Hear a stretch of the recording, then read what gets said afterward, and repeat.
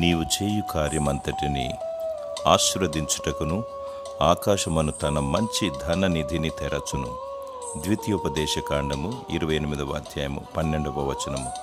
భూమి మీద వర్షము కురిపించినప్పుడు రకరకాల పంటలు పండుతాయి.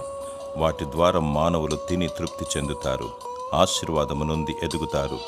నీటిని, గాలిని, ఎండను, మానవులకు కావలసిన వనరులను దేవుడు అనుగ్రహిస్తున్నాడు.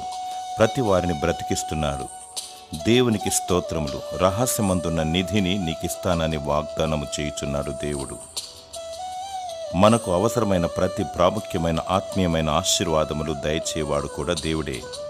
శాంతి, సమాధానము, నెమ్మది మరియు ఆయనను స్తుతించే హృదయం, వాక్యాన్ని కోరుకున్న కృప, ప్రార్థించే మనస్సు, ఆయనలో ఆనందించే భాగ్యం, ఇవన్నీ దైవ దీవెనలే.